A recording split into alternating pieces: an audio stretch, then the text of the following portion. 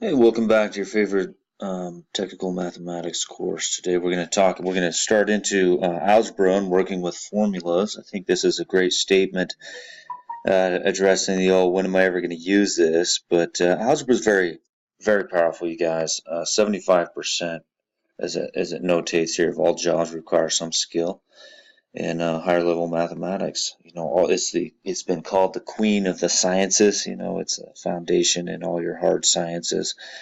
Um, and it's used obviously to represent some unknown quantities so that you can solve for those unknown quantities, especially when you're modeling in mathematics and other hard sciences. So let's get into a little bit of the vocabulary here. So here's an example for the expression 17 times pi times a times d squared. What's the coefficient? So if you hear the word coefficient, that's just the real numbers in front of the variables. So here the variables are a and d squared, but the coefficients would be the 17 and the pi there. So 17 pi is your coefficient, right? Remember, pi is 3.14159, blah, blah, blah. So there's your real number coefficient on that. So the factors, if you notice, who are the factors? That's just what's being multiplied. So 17 is a factor, pi is a factor, a is a factor, and d squared is a factor.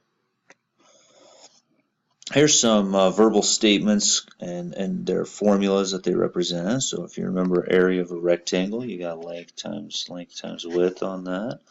Volume of a cube, if you have an edge of a cube here, you called it one of the lengths of the edge E, so all of these would be E since it's a cube. So E times E times E would be the volume of a cube. Sometimes you'll see that with S, oftentimes, S cubed.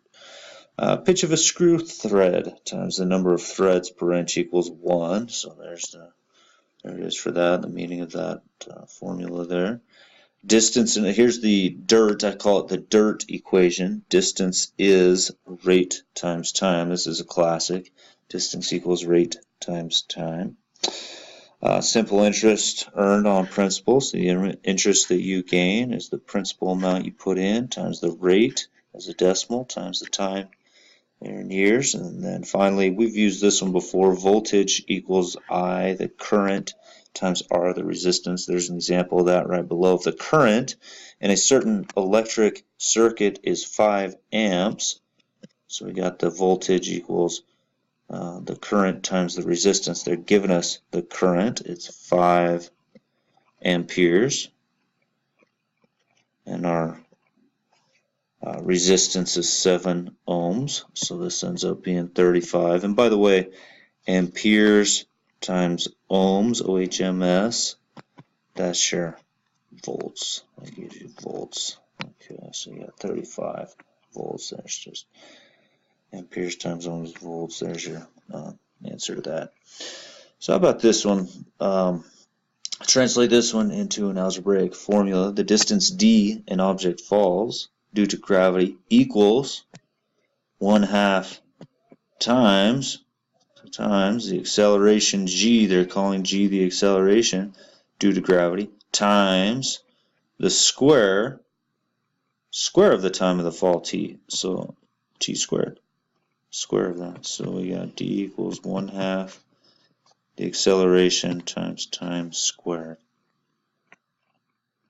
So now that we have that, d equals 1/2 the acceleration times t squared, what would we do if we were finding the distance when the acceleration is 9.8 meters per second squared? So 9.8 meters per second squared, and the time is 2.5, so 2.5 seconds, and this is squared, 2.5 seconds squared.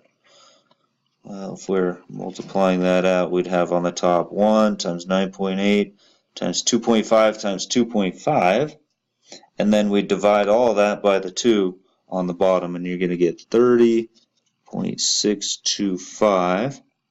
And notice the seconds squared cancel with those seconds squared right there. And again, don't forget that's 2.5 squared right there. So you're left with meters. You're just left with your meters as your units here. Okay. All right. Thanks for listening. We will see you soon.